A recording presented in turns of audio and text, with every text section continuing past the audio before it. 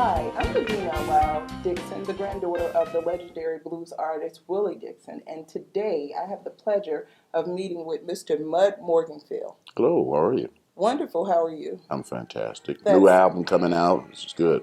awesome, awesome. It's a Yes, pleasure to be here, Mr. Morganfield. thank you. Okay, I just want to ask you, why is Chicago named the blues capital of the world? Oh, it's easy. My dad, Muddy Waters, probably one of the greatest songwriters, Willie Dixon, Chuck Berry, Howlin' Wolf, Hubert Sumlin's, Johnny Taylor's, Tyrone Davis's.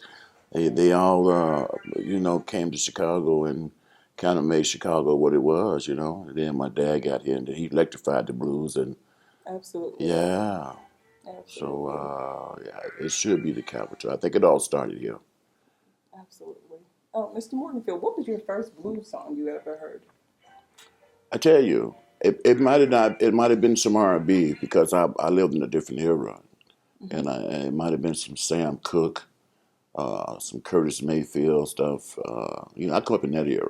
Okay, Well, of course, I heard Dad with that stuff around the house, but I was into Motown. okay. You know, I was into Motown, and I always thought that Dad business was grown folks' business.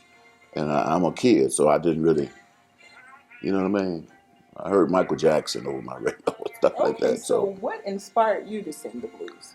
I think, I think I was just born with it. I think I might have even been tapping on my mama's stomach in there, Hmm. I Okay, know you know what I'm talking about absolutely, absolutely. because you're going to be a great writer too and screenplays. And I think that I always had these beats. I always had music running through my mind, even as a kid. So, it's just been such a part of me, and I Hmm. love it. Absolutely. So I want to ask you another question. Why do you think that it's important to keep the blues alive? To keep the blues alive to me is as important as keeping gospel alive, if you know what I mean. I take you back in the cotton fields of Mississippi when African Americans were singing hymns in the fields of Mississippi in the South and praying for relief. And so what they did was, when our ancestors were was praying to their gods, singing hymns, generations passed, and blues artists were born. Everything come out of gospel. Make no mistake. Okay, They said the blues had a baby and they called it rock and roll. That's true, but somebody had the blues, and guess who it was? Gospel. absolutely, Yeah. People absolutely. were heartbreaking, suffering in those fields, and they begged and prayed for who they knew was. I can't tell you what they probably called God then, and it all stemmed from that. All right, I'm sorry, I just blacked out because that was so deep. Thank you. It is deep. Oh, thank you very much. So It I is. just want to say it's been a pleasure meeting with you, Mr. Morganfield.